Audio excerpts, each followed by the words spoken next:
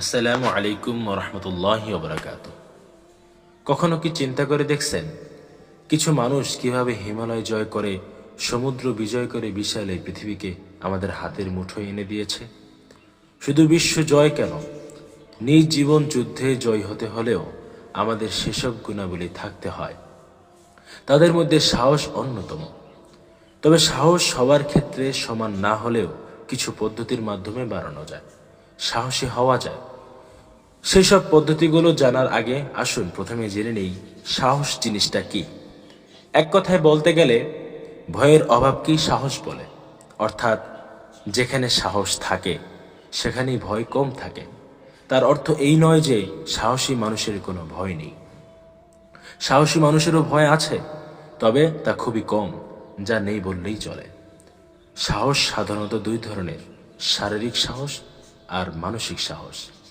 শারীরিক সাহস হচ্ছে আরাম ছেড়ে দিয়ে জীবন ঝুঁকি নিয়ে কোনো কিছু জয় করার ইচ্ছা, আর মানসিক সাহস হচ্ছে সেসব জয়ের লক্ষ্যে পৌঁছানোর উদ্যম ও উৎসাহ। গ্রিক দার্শনিক অ্যারিস্টটলের মতে যখনই আমাদের সাহস নিয়ে আলোচনা করতে হবে তখনই অবশ্যই আমাদের ভয় নিয়ে ভাবতে হবে, কারণ ভয় কমানো ছাড়া সাহস সঞ্চয় করা মোটেই সম্ভব নয়।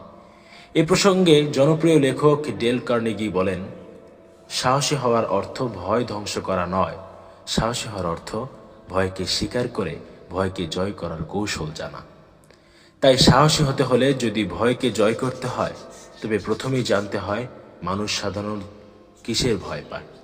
এই প্রশ্নের উত্তর বিভিন্ন মানুষের কাছে বিভিন্ন হলেও তা মোটামুটি দুটি ভাগে ভাগ করা যায়। 1 নাম্বার, জানা জিনিসের ভয়। যেমন আমরা সাপ দেখে ভয় পাই, তেলাপোকা, বাঘ, এগুলো দেখে আমরা ভয় পেয়ে থাকি। 2 নাম্বার, অজানা জিনিসের ভয়, যেমন অন্ধকার, অশারীরিক আত্মা, এগুলো দেখে আমরা ভয় পাই। তবে ডেল কার্নেগি ফাউন্ডেশনের গবেষণা মতে জীবন যুদ্ধে জয়ী হতে হলে আমাদের যেসব ভয়কে জয় করে সাহসী হতে হয় তা হলো তিরস্কার বা সমালোচনার ভয়, আর হলো ব্যর্থতা বা আকৃত কার্যের ভয়। কিভাবে সেসব ভয় জয় করে সাহসী হতে হয়, সেজন্য যেসব কাজ করতে হবে তা হলো: 1 নাম্বার, থেমে না গিয়ে কাজ করে যান, কারণ কাজ করা অবস্থায় ভয় কম আসে। 2 নাম্বার, সাধারণত মানুষ ভয় জয়ের ঠিক আগ মুহূর্তেই চেষ্টা ছেড়ে দেয়, তাই চেষ্টা ছাড়বেন না। 3, চেষ্টা করে কাজ না হলে সেই অভিজ্ঞতা কাজে লাগিয়ে অন্য পন্থা অবলম্বন করুন। 4, কিছু না করে চুপ থাকলেই তিরস্কার ও সমালোচনার ভয় জয় করে সাহসী হওয়া যায়। 5, নিয়মিত ব্যায়াম বা কায়িক পরিশ্রম মানুষকে সাহসী করে। 6, ক্ষুধার্ত বা দুর্বল থাকলে ভয় আসে, তাই ভয় আসলে ক্ষুধার্ত থাকলে কিছু খান, কিছু খেয়ে নেবেন। 7, ভয়ের কারণে সরালেই সাহস বাড়ে। অন্ধকারে ভীতু থাকলে অন্ধকার দূর করলেই সাহস হওয়া যায়। 8, নিজের প্রতি বিশ্বাস রাখুন। 9, নিজের ভুল স্বীকার করুন। 10, না বলতে শিখুন। যৌক্তিক হলেও অনেক উচ্চপদস্থ কর্মকর্তাকে না বলতে পারেন না।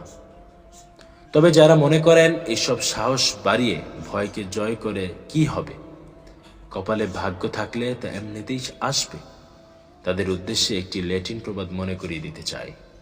এই প্রবাদটি যে শুধু আমেরিকান আর্মি মেনে চলে তা কিন্তু নয়, সারা পৃথিবীতে এই প্রবাদটি মোটামুটি প্রচলিত।